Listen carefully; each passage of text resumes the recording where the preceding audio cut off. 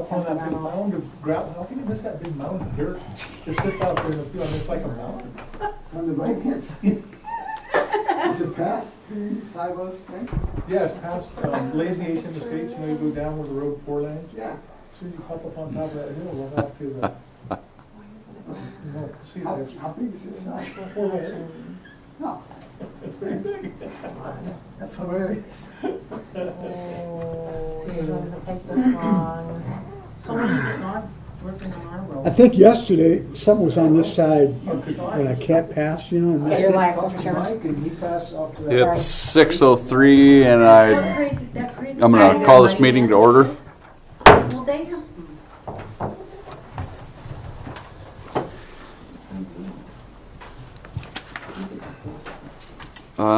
Is there any public comment on items under the jurisdiction of this board not on the agenda? Nope. Approval of minutes. Did you get the minutes? Yes, I did. I'll make a motion to approve them. Is there a second? Second. All in favor, aye? Aye. Aye. All opposed? Fiscal year 2024 budget overview. Bill?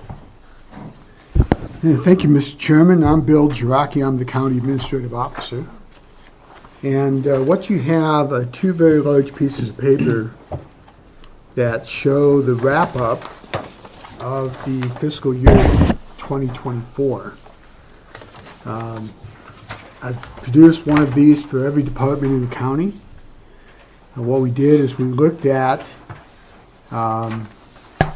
how the budget that was passed, how they actually performed against their budget targets. And so what you have here is that is a wrap-up of fiscal year 24, but you also have a lot of other information about past years as well as this year's budget that we just started on July 1st. But because this thing is so big, I thought maybe what I should do is, how come I have no signal? Okay, I'm not going to rely on the screen, but I'm going to direct you to the page that has the larger type. On the upper left-hand corner, you'll see fiscal year 24 budget workbook revenues. Okay, that's what I want you to look at the moment. The top part of this worksheet shows all the revenue sources for the Solid Waste Enterprise Fund. At the top of the page, you can see in yellow the fiscal year 2025 budget. And then next to that, to the right of that, is fiscal year 2024. And what you have is the revenue budget. And then next to that is the actual revenues that were received in the budget. So if you scroll down, if you would, scroll down to total revenue, the first 3 numbers you see going just about halfway down the page. It's a tan bar. You have 3 numbers, actually have 8 numbers to look at, but the first 3, the first one, 1,163,750, that's this year's budget. To the right of that is the budget that we set in fiscal year 24, which was $784,511.36. To the right of that is what we actually received, and this is where you can understand from last year's budget how we got to be so short of revenues. We budgeted $784,000, think we'd get that much money, and we only received $523,969. Our experience in this board and as staff is we describe the problem as assessments not being made to people who owed money for solid waste service. So our revenues were well short of what we thought they would be, because it wasn't until halfway through the year that we discovered that we had a revenue issue. Since then, we have not only discovered the problem, but we have made full adjustments for it. If you train your eyes a little bit further down the page, you see a black bar that says revenues versus expenses. In the column that has the bright yellow cell that says fiscal year 2025, the revenues we're expecting, $1,163,750. We have an expense budget of $1,126,821.91. And so we think that we're going to have a $36,928 budget surplus if everything goes well. That means that everybody pays their bills, that all of our expenses stay in line, and these expenses include our capital expenses for new equipment, etc. We have a slight budget surplus budgeted. Now, let's look at the next columns going left to right past the one that has a yellow cell.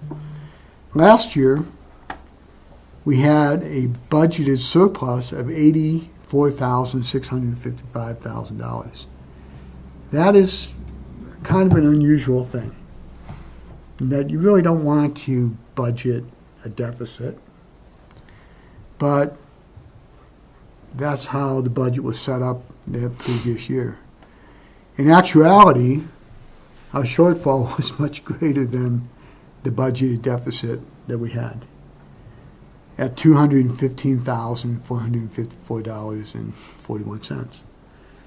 Again, it has to do with assessments not being paid, not being levied, and then consequently not being paid. But what I want you to do now is I want you to go across the page left to right and look at those blue column, the blue columns for fiscal year 23, 22, 21, 20 actuals. What this shows is that in half of those years, we actually had surpluses and small deficits. Well, why is that? Well, what you'll see when we look at the expense page is that the solid waste fund has done a really good job they've done a really good job in not spending money. In fact, usually they underspend the budget. What do you mean by that? If I'm looking at a deficit and they do a good job underspending their money, shouldn't they be positive? Well, the reason they're not positive is that because the revenue doesn't come in as we expected.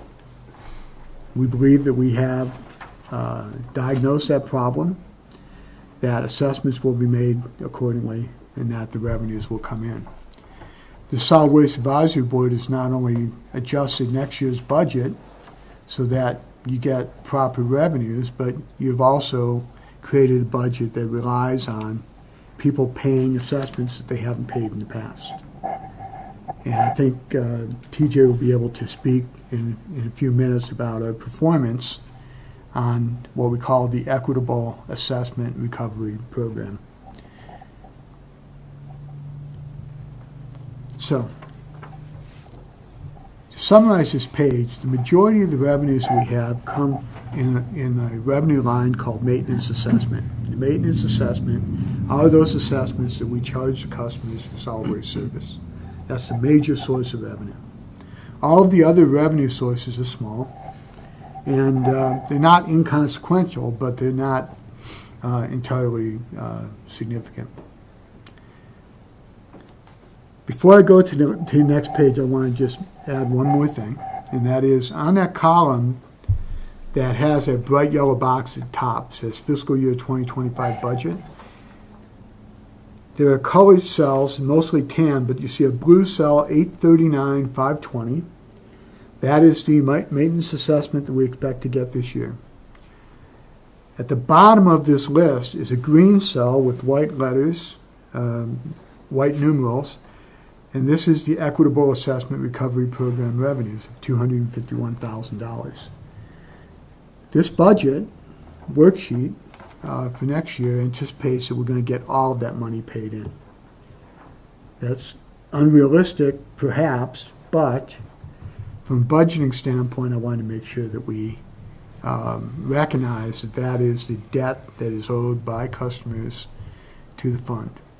Excuse me, can I ask a question? Yes, sir. So you want to get the 839, or that's the budget for the maintenance assessment, but we've only gotten 251,000. No, what the equitable assessment number, the green, Yeah, that is what we expect to receive when people pay us back Oh, for not okay. paying in the past. The 839, Patrick, the 839, we expect to bill the customers on their tax bills starting in November for those 2 semi-annual payments okay, and get that full amount. okay. Okay? All right, if I may, any other questions on the first page? Bill, Yes, sir. that first column, 2025, down in the middle block out there in the gray, other revenue. The fiscal year 2025 is 324,000. Yes, let me explain what that is. That middle section, the middle block, what those rows represent is for all of the revenue that the Solid Waste Enterprise Fund will receive, $839,000 comes from the assessment charge, and then all of the other revenue from all other sources, including the Equitable Assessment Recovery Program, add up to $324,230. It's a way for you to look at what percentage of your total revenue is coming from the maintenance assessment, and it shows as 72.14%. So the ongoing assessment charge that people pay, that's 72% of the budget. Mm-hmm. The rest of the budget is coming from all these other sources, including a sizable amount from that equitable assessment recovery. So it'd be safe to say 2025 budget, that 324 would be missing 251,000, right? In the next year's 26 budget, Or 26, in the yeah. FY26 budget, we could only expect to receive any balance of unpaid assessments from the past. But it won't be the full 251, mainly because people are paying that amount this year. And then anything that's unpaid, we're going to book probably for next year. And then TJ can give you a report on what our performance has been so far. Now, the budget surplus, and I'm speaking more in terms of this upcoming budget than last year's budget, but just for the moment, if you can allow me to do that. When I set up this thing to have a budget surplus of $36,928, I'm only going to get that if 100% of those clawbacks or unpaid assessments come in, and if all of the expenses work out as we expect in the expense budget. Now, in the past, the Solid Waste Enterprise Fund has done a really good job of not spending all their money. So if I don't get all the assessments, the past due assessments in, and they don't spend as much money, in other words, they're very efficient with their expenditures, we may come out even. So if you don't mind, I'm going to ask you to look at the expense page right now, which is the second page. Okay, so let me describe what you're looking at. This is, again, it has this year's budget, FY25 budget, but it has past year's information, both in terms of what we had budgeted and what the actual expenses were. And we, on the far right side, about halfway through the page to the right, that's all the historical information. We look at that. In the middle of the page, you see these little blocks, look like what we call them spark lines. What the spark lines show you is for that expense item, what is the trend of the expense? Does it Does it gradually increase over the years? Does it go up and down? Does it decrease over the years? We're looking for the pattern, the historical pattern of actual expenses to better understand when we budget what to expect. Okay, so some of these are very haphazard. Some of them, like all the personnel-related ones, are kind of gradually increasing, very predictable. Well, yeah, that makes sense. Salaries are very predictable. You set what the wage rate is, and you have cost of living increase, and it gradually goes up over time. Some of the expense items, they may be flat for a couple of years, then they'll peak for some reason, and then they'll drop down again. So we look at that pattern to understand historically what's happened with each line item. Now, on the left-hand side of this, if you fold this in half and you look at the left-hand side, as you look down the page, you have categories of expense. And at the top of the page, we have administrative costs for the department. Then this whole middle section is operational costs for solid waste. So I like to think of it this way. The top columns, the top rows have to do with the in-house administration of the office and everything that happens there. That middle section is what happens outside with all of the activity in the stations, Cedar Creek, basically the guys working in the field. That's how you can make the distinction between the expenses.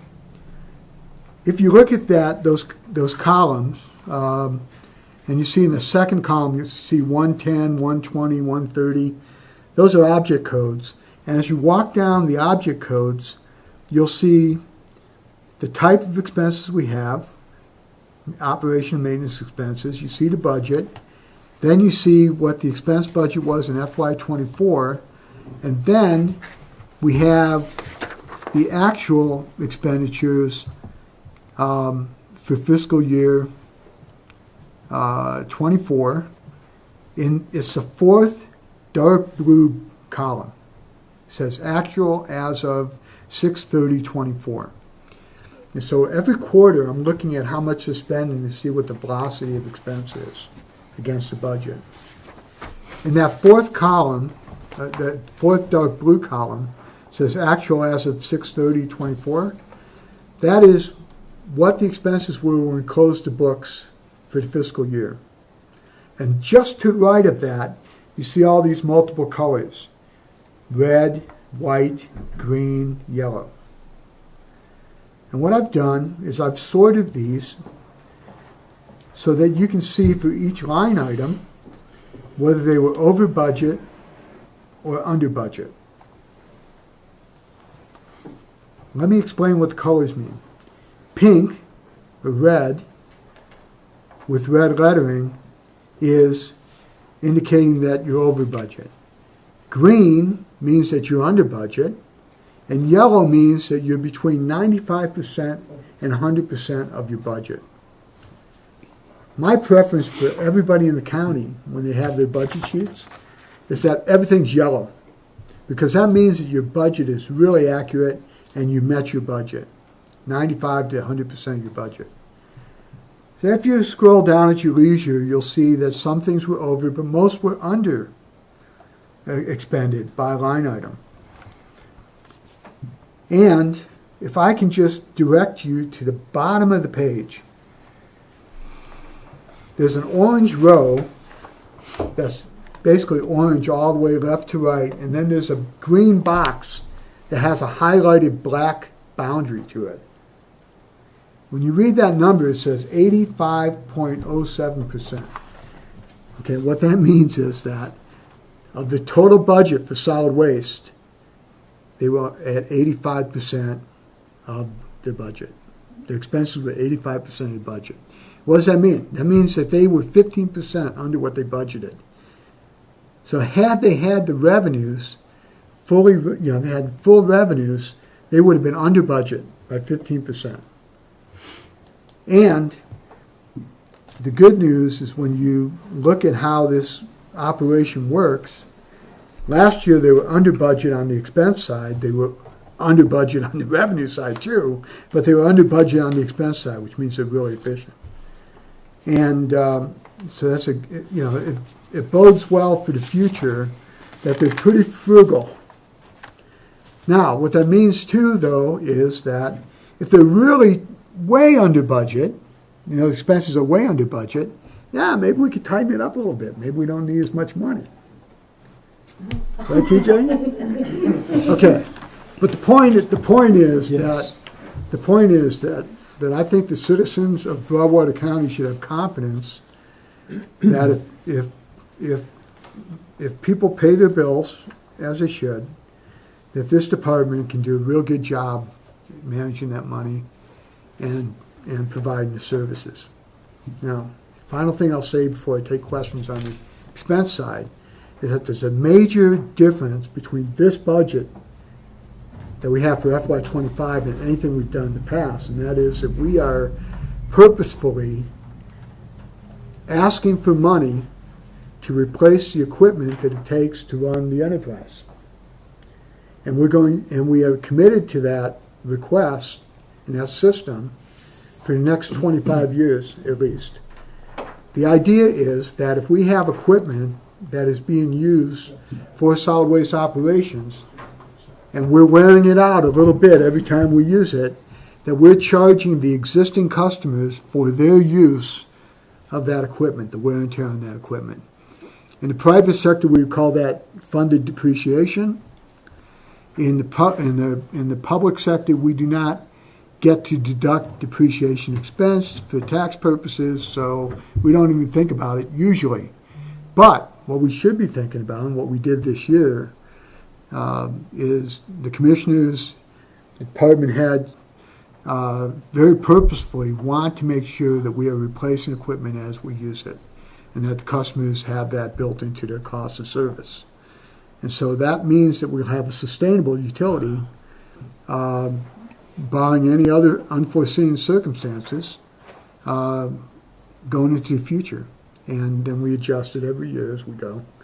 And it's just a smart way of doing things. So when I joined the staff last year in November, I was asked to help formulate a sustainable approach to solid waste. I hope I've been able to do that. And I think that the record for FY24 is good, and that the budget for FY25, built on that record, bodes well for the citizens of the county. I'd be happy to answer any questions on the Bill, expense can we side. go back to the first sheet on, and maybe you answered this and I just didn't get it, but FY22, we had a surplus of 118. On 21, we had a surplus of 113. FY23, we were negative 18,000. Right. Does that surplus not carry over to the year, or did it carry over to the year and we're...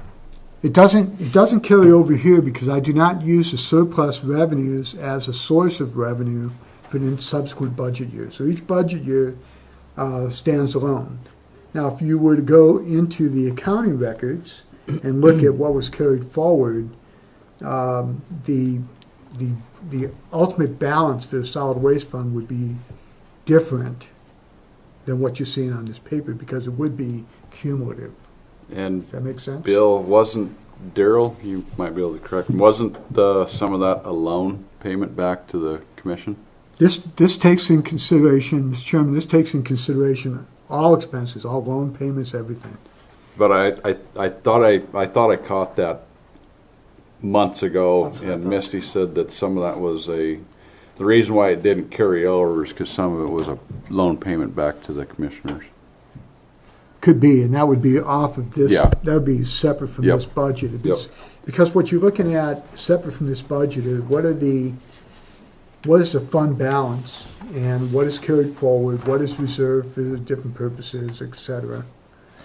I don't consider that in this operating budget and balancing of the budget. I think No, I was just, yeah. I thought we'd talked about it before, but I just wasn't sure because when you look at on the sheet, it sure looks really nice considering that would balance the other two off, but That's what I remember talking about it, but I couldn't really remember exactly what it was for. Yeah, and I don't know, I'm only going back to FY 2022, so I don't know what was happening before then that we had obligations to deal with or not as well. Bill, do you got some numbers flopped around here on 2025? I'm sorry, do I have what? On 2025 on this On the one, expense side? Uh-huh. for fiscal year 2025, public employee retirement jumped 300,000. Is that supposed to not be there? And salaries and wages was only 672. Is it- Are those two numbers supposed to be flopped around? Yeah, I think I have to adjust the salary line and the policy line. I don't know why that's off like that. We just cut our wages I- down to I was like- $672.34. But you can retire earlier, so But, we're all oh, Yeah. yeah. Yeah, that's not right. How about that? Efficient this year with those wages. I'd like to put my name in the hat for the 200,000. Yeah, I apologize for that. It's up for grabs. Yeah, I'll adjust that line.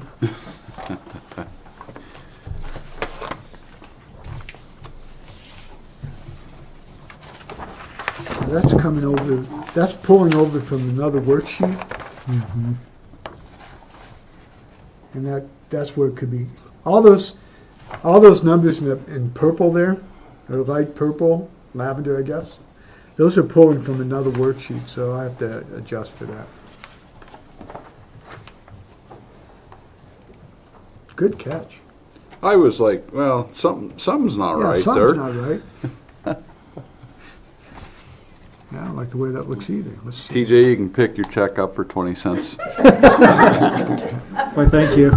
Thank you. Don't spend it all in one place.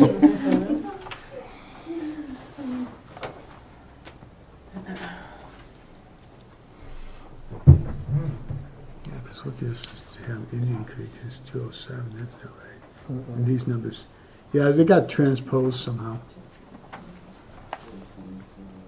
I'm looking at there's an operations worksheet that pulls in those numbers in purple, and those numbers got transposed, so I apologize for that. I didn't touch it. You might have touched it. I didn't touch it that time. I have to stop sharing this worksheet with you.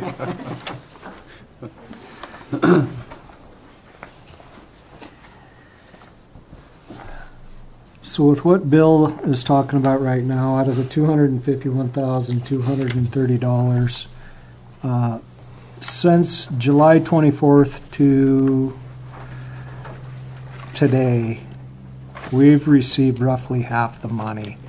It's right at $115,000 in right now, so we're $137,000 short, or due still. So I'd like to thank the citizens of Broadwater County coming in and actually taking care of those. We are capturing the new builds, or some of the new builds right now. We have taken in $2,650 on new assessments or new builds so far. So we are moving in the right direction. We are pulling people out of the woodwork as we predicted, and they are paying. So I'd like to thank the people of Broadwater County for doing the right thing. Absolutely. Our office has been crazy busy right now, so all of the decals are out now. Right now, what we're waiting on is the people that haven't paid to come forward once they get turned away at the sites. That hasn't been too bad. We have had a few returned back from the post office, I'd say 25-ish probably, but it hasn't been too awful bad on that end. And full transitions down there now, it's all from the window sticker, right? Yeah, we were with this little delay with the mail. we are giving them a little bit of grace right now, but we are asking them to come in and take Yep. care of it. The good thing about it is Misty, between her and I, we can fire up all the computers and we can cross our way across there and make sure that it was paid or it wasn't paid or if it was sent out, which is really nice. Yeah. Have you had many complaints when they're coming up and paying? It hasn't been too bad as of late. Early on, it was a little rough in that office, but overall, it hasn't been too bad as of late. As of late, I mean like this week. No, honestly, it hasn't been too bad since about the middle of September. Yeah, I've talked to a couple people that said that, yeah, that it was due, and they did pay it, and they didn't realize that it was missing. That's right. It's hard to pay something that is not on your tax rolls. Because a lot of people, as I've said before, your big ranchers aren't going to take a look at that. They've got a No. big bill. They don't look at everything itemized out. They look at that bottom Yep. dollar, Right. and that's what they pay. And so they're dumbfounded when they find out that they hadn't been paid. Yep. I've had a few people that complained to me, but after I explained it to them, what happened, and, you know, they begrudgingly say, well, I guess we'll pay it. They say that, some of them say, well, why don't you guys just eat it? It's your mistake. And then I explained to them, it really wasn't our mistake. There's a combination of mistakes. But is it fair for people that did pay to let you slide? No. Well, no. And then they come around to the logic of it and they say, okay. I mean, between Bill, the commissioners, our staff, I think the commissioners did the right thing asking for that money to be It's only fair. returned. It's only fair. You were provided a service that you received, but you didn't pay for it. Right. Peter, you want to talk about the assessments that you discovered and attached to land and the amount you have saved some for taxpayers? Oh, God. I knew you were going to say that, and I didn't bring it with me. We have, I don't know how much it is. do you? Yeah, $70,000. 80? 30. I like 80. So what Commissioner Fulford's talking about is the money that was saved to the county, or to the constituents of the county. It was over $30,000 in the missing assessments and the real property versus the assessments. So they've done very well with the big picture of things. It could have been, we could have charged them another $30,000 that we didn't, Right. because we wouldn't have been right doing it that way. I think that proves that, as you get up here and say this, I think that proves that our check and balance system is working. It is working, but I'm going to tell you right now, as I expressed my concern with this to Commissioner Fulford, is this isn't a perfect system as we've discovered, but it is the best that we have right now. Between the DOR, our office, and the treasurer's office, if we can capture 95%, I'm going to say, 98 would be exceptional. I think it's a win right now because honestly, what I believe that we have captured, and I'm seeing this in the office right now, as I'd say closer to 92% of the people of Broadwater County. Yep. That's probably pretty accurate. I would concur with that, unfortunately. But it's, like I said, this is going to be a work in progress. There's definitely no days off in there. No. Nope. Nope, and that extra percentage would cause a pretty good Significant. increase in that. Significant increase, yeah.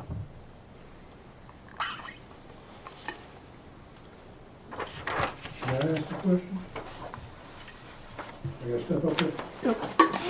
Step up, state your name. Name is Doug Harrider. I live in Broadwater County, and I'm impressed with your figures. I'm wondering how far back these delinquent things go. Oh. How far back? We went to 21. Yeah, we think that it goes back to FY '21, and that prior to that time, that the information had to be transferred or shared among the enterprise fund, the Department of Revenue, which is always looking at properties, and then the treasurer's office, so that the assessments could be added to the bill. We believe that that system was working well up until fiscal year '21. What happened then is, if you remember, we had a COVID event. We had a turnover in the Department of Revenue office, a turnover in the treasurer's office, and turnover in the staff of the Public Works Department. And so all of the people that would normally be talking to each other and kind of working together on the effort, they're all gone. And so it's like, So it's difficult to put together the numbers. put together numbers and to even know that you had to do it. That was the problem. When the new treasurer came in, there wasn't a recognition that things had to change in the system, and that's why when we were looking at our revenue estimates, we were thinking, yeah, we're going to continue to get the assessments just like we always did. And there's a handoff of information that has to be updated in the accounting system and tax system every year, and that handoff wasn't made. And we didn't know it. We didn't know it had to be done. And then when the revenues weren't coming in, we didn't really understand it until this past year, when it was discovered that who the players were and what the steps were that had to be taken to update the records so everybody could be charged accordingly. Now what we're working on is making sure that every property that has responsibility for the solid waste fee, that they're in the record exists, so they can be in the system and be assessed. And so if that, if those assessments go out, then we're looking at a profit. I don't know if profitable, it's more sustainable. Right. Two things that could happen. One is, if we have added, there are two ways to add assessments, and we're going to talk about that as next item on the agenda is one of those ways. But when we add customers, what it does is it takes the total cost of what it takes to run this department, and it's shared by more customers, which is great, because then the assessment can change downward as it's shared across more users. So making sure everybody pays their fair share by being in the system is and that they pay according to the amount of waste that they contribute. Those two things together will give us a somewhat equitable system. Not perfectly equitable, but it moves us in that direction. So how do you raise the assessment to the population or to the taxpayer? How do we raise the assessment? Yeah. So, go ahead. The assessment is added, first it's set by the Board of Commissioners, the amount that's going to be charged per customer, and then that's added to your tax bill Right. as an assessment fee, and then whether you pay through your mortgage or you pay directly once a year or twice a year, that's how it's paid. I don't think that the taxpayer would, if they knew of these figures, then they wouldn't mind paying more if they get more back. So right Oh, now, more in service, you mean? Yeah, more service. so previously our assessment was $185, and that had been set that way since, I believe, 2019. And we knew, going through Bill's numbers and everything, that we needed more money to operate on. And since it hadn't changed, we had several public meetings on this to where the public could come in and make a comment on it. My original recommendation to the commission was $245. And when Stand up. when we started punching the numbers, the $245 wasn't going to work. It was going to be just like barely below, correct? And when we had our public meetings, we actually didn't get much outcry from the public, which really surprised me. We did have a little bit, but when it was all said and done, after our public meetings or public hearings, the commissioner set it at $265 for come November. That will be on your tax rolls moving forward. So it is a process, and this is a process that we're going to have to look at every year, not just every 5 years. After we get through this year, like our business assessments, we have to have those in by January 1st. It's an item on the agenda tonight. We need to discuss how we are going to assess them. They're going to get 2 assessments, 3 assessments. The school right now has roughly 20 assessments for all the garbage out of there. The hospital, I believe, has 5. I think if you were to have small increases. Oh, I definitely agree with that. That's not a problem. I don't I think. agree with that. Yeah. But you need to know what you need as far as especially the equipment Right. and the equipment maintenance, So depreciation. the equipment up there has not been updated. The excavator is the exact same excavator they started with in 1993. That needs updated. The hook truck that picks up all the cans around there is a 2007 with over 600,000 miles on it. That needs updated. There's several other pieces of equipment that we do need to update. We did update a transfer trailer last year. With the help of the commissioners, I took a loan through them, and I purchased, I believe it's a 2021 trailer for basically half price of a new one. If I was to buy a new one, I still wouldn't have it today from when we actually purchased that trailer. So cost savings that way are fabulous. I will never buy, maybe I shouldn't say never, I don't foresee myself buying a brand new truck. I don't foresee myself buying a brand new excavator. I would like to find a good used piece of equipment, and right now we are actively looking for a new hook truck. We are actively looking for an excavator on a smaller scale on the excavator than what we currently have, because I do believe it's a little heavy for what we actually do. So Yep. I think you're on the right track. That's Now, what the I- other part of the budget discussion is, what is the level of service that we want to provide as well? So, how many places you can deposit your waste, how often, how long are they open in a day, when are they open, when are they close, all that stuff. That is what the Solid Waste Advisory Board, the commissioners and department heads look at every year as well, based on citizen demand for service. So if you have more of an assessment and you're open less hours, that doesn't work for some people, I don't think. the one thing that I did do,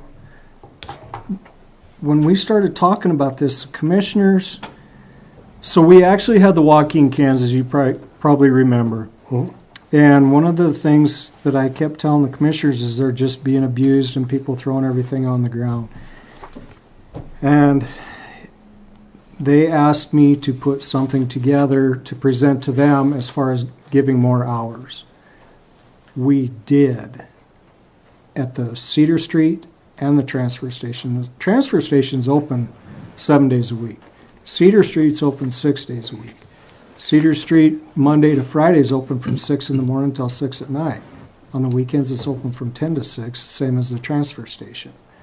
The other sites, when we originally closed down Winston, I give them 2 more days of, in the summertime it's 2 to 6, and in the wintertime it's 1 to 5. So I actually did help them out. It costs more money because the savings of closing the walk-in cans, we figured was roughly $51,000 between manpower, fuel, things like that. We, in turn, put that back in to our site attendants giving more hours, and we basically put half that money back in as our wages. Thank you. Thank you. Next item is, any other questions on Bill's budget? What's up? It's a leg cramp. Nope. Next item, discussion decision on recommendation for board vacancy.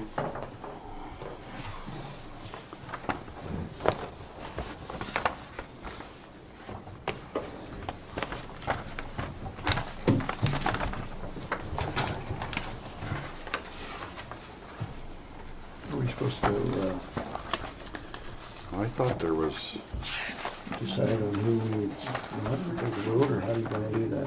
yeah, I can't vote. without Eric called in either.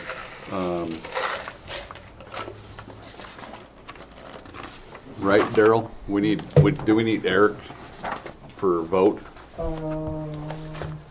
three of you there. You have a quorum, don't you? You have Yeah. a quorum. So, I mean, aside from Let's see what- all those letters were email. Do we want to go through that again and just refresh? Do you have? I've got these, I don't have copies for everybody if you guys want to look at them. Just take a look, I know what I,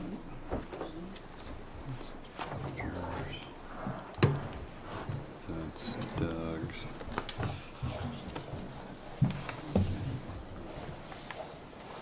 Yeah, that's one came today. He saw it. I think I was gonna, in favor there, because she has some experience on Galvin Valley Solid Waste Board. Yeah, yeah. And that lady was here last time too. What's this one? She has some experience already on the Solid Waste Board, Galvin Valley. If you want, you can have them, the people present. Express their Make a interest. presentation. Whatever you guys can figure out what you want to do. Yeah, that's a Are they good both idea. there?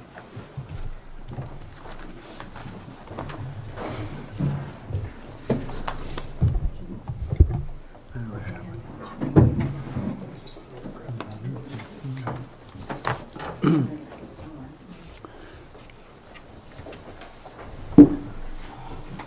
Do you guys have any interest in spewing again? Oh, For sure, the- I will.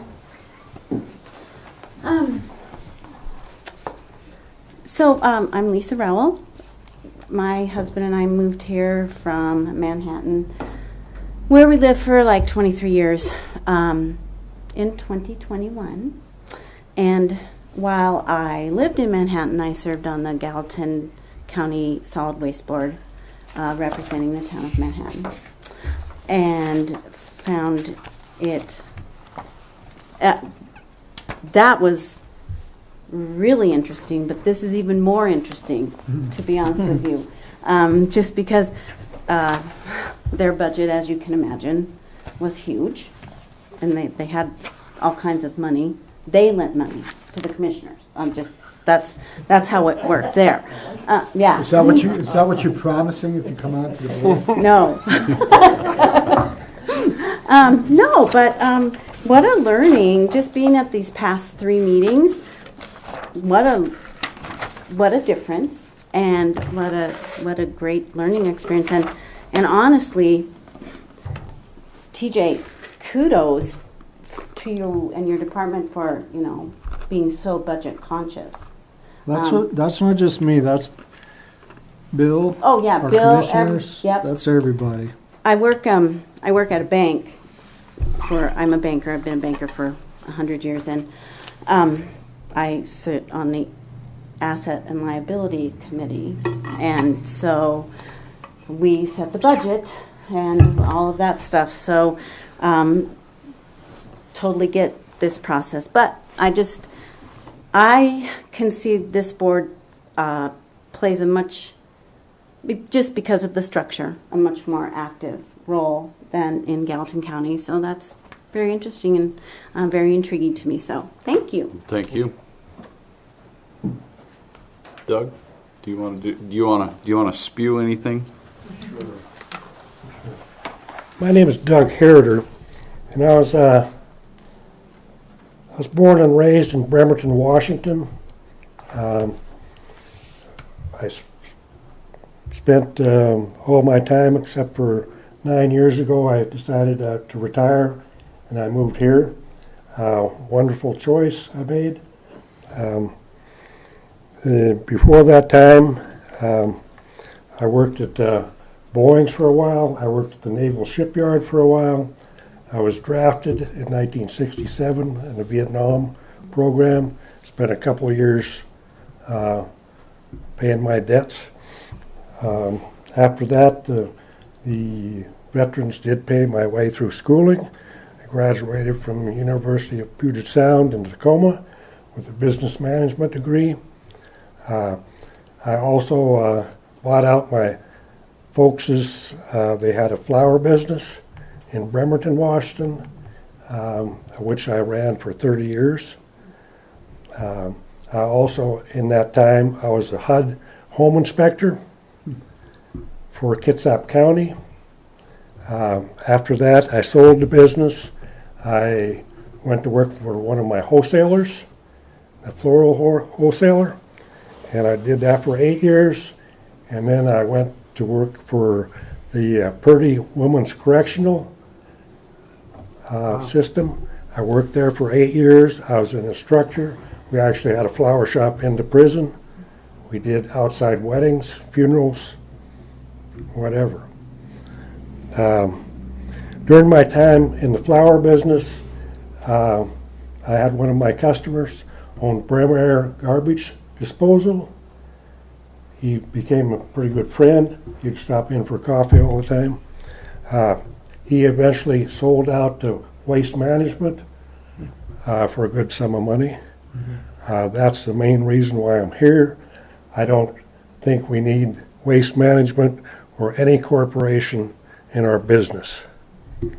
So I would prefer to stick up for, I think you guys got a good thing going.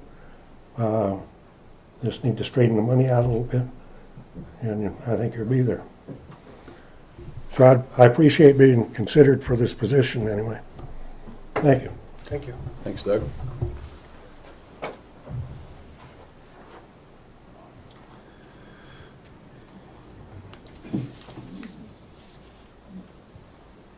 Any motions or nominations?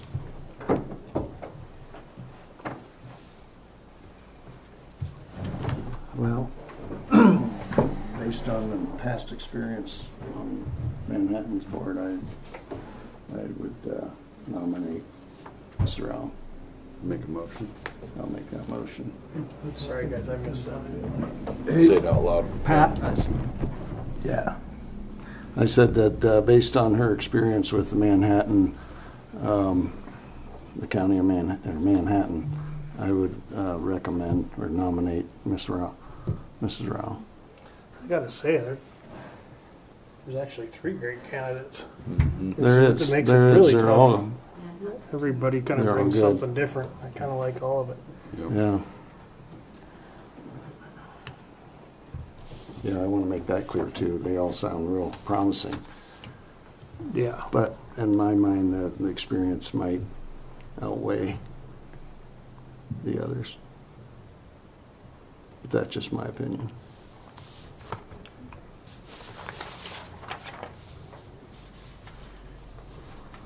Doug, you got any other inclination? Yeah, I'm on the fence. Sure, I think I made a motion. Do you need to see these? Yeah. Patrick, did you make a motion? Yes, I did. Do you have a second for your motion? Yeah, I'm giving him a second to look.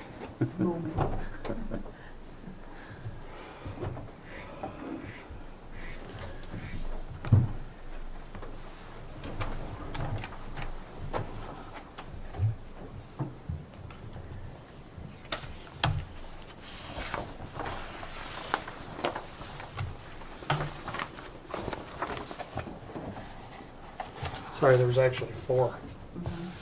Oh, yes, yep.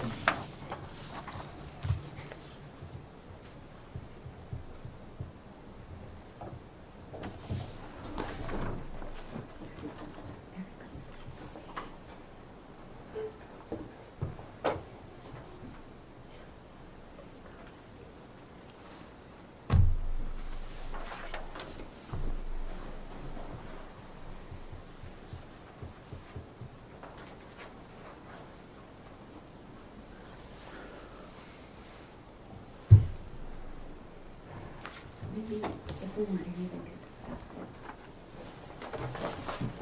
it. Mr. Chairman, Yes. if we weren't here, would you prefer you could discuss it openly? I'm, So I'll look at. You're good? Comment Okay. anyway, yeah. yep. I know, I just thought I'd throw that out there.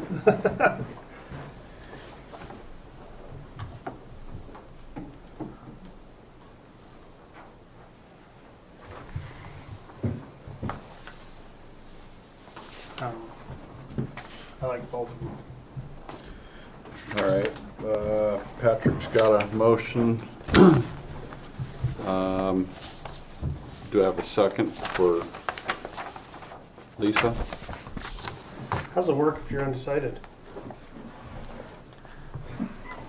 So could I comment, Commissioner Fulford? Could you tell what the process is? So how it will work is this is just going to be a recommendation to the commission. The commission actually makes the final decision as far as who gets placed on the board. And as far as the undecided part, I can't give you that information. I don't know that. Well, in light of that, I think it would be wiser to nominate 2 for the commission to review. You coward. Yeah, you can definitely do that. Okay. I guess first, do we have a second for Lisa? I would do a second. All in favor? Aye. All opposed? Okay. I would also like to make a recommendation for Doug here. Do Just his view is really interesting to me, so we have a second for Doug? Hold on. Oh, Doug, when you do that, you move to approve instead of oh. recommending. Yep. I move to approve. oh, see, it's all brand new to me. You have to make a motion. I'm a board secretary. I move to approve. I move to approve. I make a motion. No, I move to approve. move to approve. Doug. Doug. For the board. For the board, yeah, To be considered for the board as well. yes. They'll make that decision. Second? I'll second. All in favor? Aye. Aye. Aye. All opposed? So Lisa and Doug have both been nominated for the position or the vacancy. Sorry, I made that all confusing, guys. Hey, no, it's all right. We're all We'll send having you back fun to here. 4-H. Next item, discussion decision on classification of assessments. And I think we've come up with a working meeting for tentatively right now for the 23rd of October at 3 p.m. Pat thinks he can make it. I think I can make it. You think you can make it? So I guess we can get Eric here on the 23rd too. Then I think that has to happen because time's ticking. So it absolutely has to happen. The business end of this needs to be to the DOR by January 1st, I believe, to make any changes. I'm pretty sure of that. And is that? So how would they do that? How would DOR do that? Isn't that internal? Shouldn't this be internal? Because it's per business assessment. Oh no, because it's got to be on the roll too. Yeah, that was just the date that was given to our Yep. office. Yep. So the stuff that I have in front of you right now is stuff that I talked about a month ago. And this is what we would be discussing at that working meeting.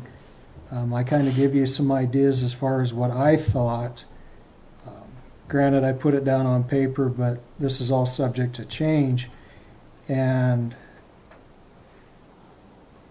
as you guys well know, there's a lot of businesses in this county. There's a lot of businesses that get one assessment and they use it as their household trash. We're actually not capturing those other assessments that are out there. When I looked at this, I kind of pirated a little bit here and a little bit there, but Park County actually has some really good ideas on their site where, like, a school will be charged one assessment for every 35 students. You know, you look at that, 35 students produce an awful lot of garbage. As our school continues to grow, their assessment number is going to be growing as well. As our hospital continues to grow, our hospital's assessments are going to go up. Our bars, our hotels, our bars that serve food, the restaurants. We need to take a look at that as a group and decide how you guys want to move forward this. Like, say your insurance company down the street there. How much garbage do they produce? Probably not 6,000 pounds. Right. Probably more realistic one assessment. So we would have to take this on a case-by-case basis, I think, when we're looking at this. Absolutely. Absolutely. And it's going to be tough, but just because of generation, I mean, how much garbage they generate, just like you said, it more than likely ain't 6,000 pounds, because the paper product in most of these fields has gone away, so it's Yes. all digital. Yeah. Got a question about schools. How do they, I mean, our taxes pay for the schools. How does this assessment go against? Do they even pay taxes, the schools? They pay the They assessment. pay the assessment, yeah. And where's that come from? Comes from their budget, from, Yeah. they charge taxes.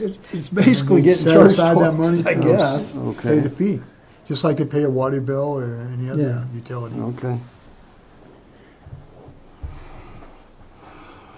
Well, I think this is a good start right here.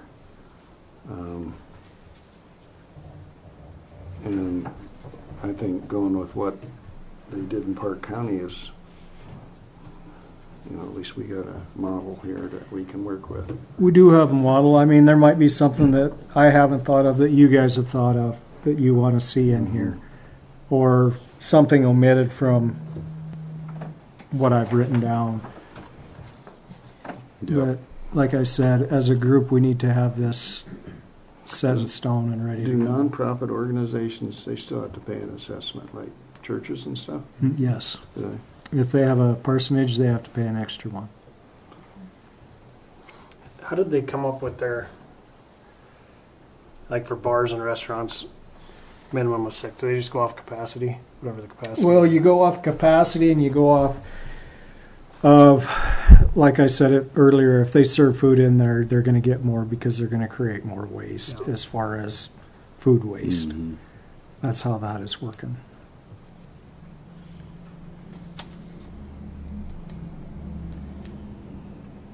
So say like the fishtail wouldn't be assessed at the same rate the mint or the commercial bar would be. They do serve food in there, though. The fishtail does? Yep.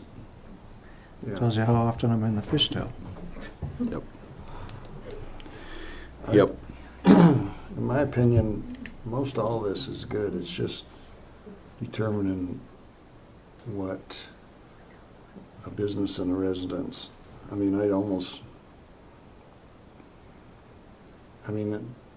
think those are the only ones you're gonna get a lot of complaints about. As soon as you say, okay, we're gonna charge some guy that has a home business 2 assessments, there's gonna be a lot of them raise Cain about that. I And think the that, rest of it, I think, is fair game. that depends on what the home business is too. If it's a That's what I mean. You're gonna computer have- home business, then, But you're gonna have everybody yeah. yelling And that's, at you. that's To the, please everybody there. We have a few wedding venues in this county, Mm-hmm. and they're just getting charged off their household assessment. Yep. Okay. And I yeah. can tell you right now that 2 of them are pretty dang big. Right, and I agree with those, I agree with all of them. I think that's a good start. I wouldn't even mess with the rest of it. It's just a home business deciding what you're gonna get. I mean, because that's where all the complaints are gonna come from, in my opinion.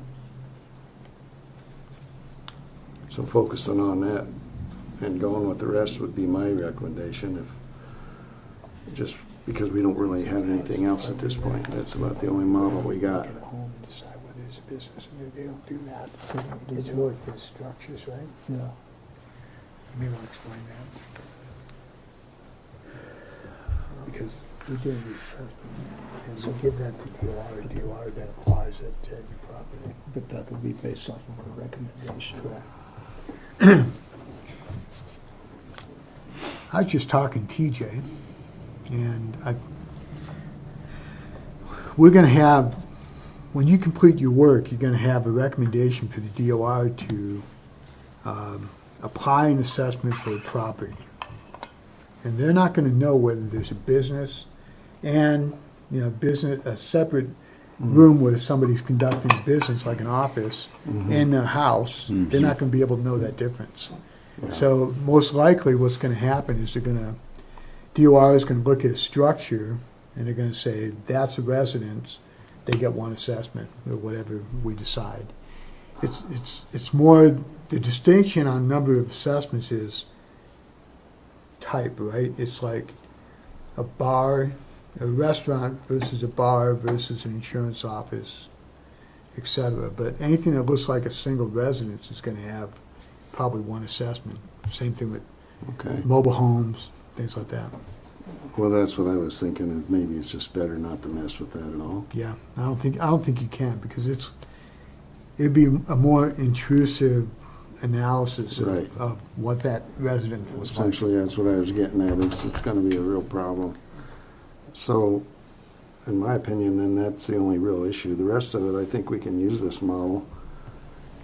Makes sense to me, and I think most people would understand that. That's just my take on well, and yeah, this is what we'll be discussing at that working meeting, is trying to hash out, it. Okay. like, each business will be charged a minimum of 2 assessments. Is that too much, too broad, or does it need to be? We might have to Defined better. categorize it by Yep. small, medium, and large Yep. businesses. Yep. It's important, though, when you talk about this, it's gonna be important to have any distinction that you have between types of businesses. You're gonna have to be able to defend it legally, because you have to treat all customers in a class the same way. So if it was zoned commercial, obviously, then that's a business whether somebody's living there or not. But still, there's a lot of businesses and private residences. Yeah. So if it's gonna be picked up by the DOR, Department of Revenue, it just seems like it's opening a can of worms to assess any individual business, home business, with more than. Yeah, I mean, if you went that route, yeah, it would be opening a can of worms. Otherwise, Yeah. it's pretty straightforward. Right, and trying to streamline it so that, we don't create a whole bunch of problems. Right, when you consider that an appraiser is gonna be looking at a piece of property, they're gonna be appraising it for tax purposes, and then part of that discussion is, what is it for solid waste? Well, it's a house. Yep. Click. Yep. Yeah, Some of the duplexes and fourplexes in Townsend have been assessed as one. Yep. Yeah. For as long as I've gone back and looking at this stuff. So we are missing several, and I know, well, I don't know. I've heard rumors that there is a new development going in. I think it's at the end of Walnut Street, possibly. Cherry. North? Cherry Street. Okay. When they do that, it needs to be assessed the proper way. That's why we have to have this working meeting coming up, so we can capture all of that information. It's gonna be a big undertaking, but it'll pay us off in the long run here. Yep. What we want to be able to do is when a new property comes on, we want to be able to verify how many assessments they should have. And then make sure that that information goes through the DOR to the treasurer and the assessments are charged properly. But if the DOR has no further guidance from us or anybody else, they can do the minimum, right? They can Right. say it's a property is a property is a property. Yep. Yep. And it gets assessed at the minimum. Well, the other thing though is if that winds up getting sold, then say a home business, now you're back to say one assessment where it was, let's say it was under 2 before. There's gonna be really hard to keep track of all that stuff. Yeah. I mean, somebody's gonna get hit with a couple assessments to start with. Next year he sells the place, the next guy's paying 2, he's gonna complain, he's gonna, we're gonna be constantly adjusting this thing. That's what I see. And with the growing community that we have, that's gonna be a tough one to follow. It's a tough one to follow right now just because of the sale of new homes. You know, when the assessment or the decals went out, Mm-hmm. John Doe owned this house. John Doe doesn't own that house now. Yeah. That's not being captured either by the Department of Revenue. We're finding out of it in our office where the decal was sent out for that address, but they don't own it anymore. Yeah. Yep. Yep. We have some work to do. There's a whole bunch of lines that need to be transferred over through the entities. Yes, I agree. And I'm not very good with computers or anything, but I have a real easy way of trying to figure it out too. But it's got to be at the state level. I mean, the transfer of home ownership here is at the county level, but some of the other stuff's at the state. Actually, I think most of that stuff that when the house sells comes into the clerk and recorder's office and it's shipped off to DOR. And Angie's actually doing a very good job on the lion's share of that. The recent ones, Yep. you know, she can't get them daily, but that's exactly what's happening. Yep. One of the projects I'm working on is, we use Microsoft Teams. We can actually share Microsoft Teams Excel file among different departments. And the idea is that when you're on Teams, if somebody makes modification to the file, then everybody who should get a notice gets a notice. So we're probably going to move toward a centralized file so that if something happens in planning with an address or something happens in environmental services for a septic tank or something happens in Angie's office with a change in status or if something happens in DOR, those 4 entities would get a notice. All that information goes in one Excel file that everybody can review. It seems like it'd be a real simple thing, and it will help us with the exchange of information that we need to have. So, Well, every single new construction project that I do has to have a permit on a it. state permit. I have boxes and boxes, thousands and thousands and thousands of permits that at the state level, all the state has to do is call up the building codes and say, oh, we need copies of those permits. They can transfer those permits and add that into the county. There's thousands of them.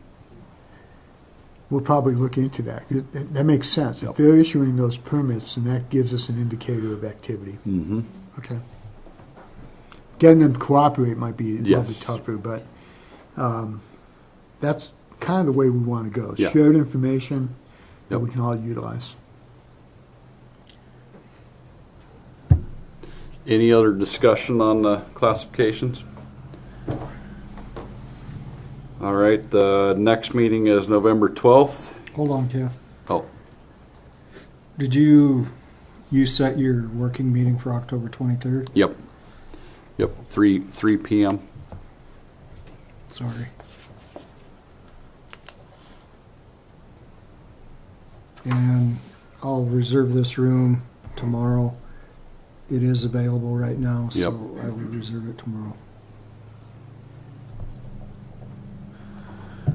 Okay, next meeting November 12th, 6 o'clock.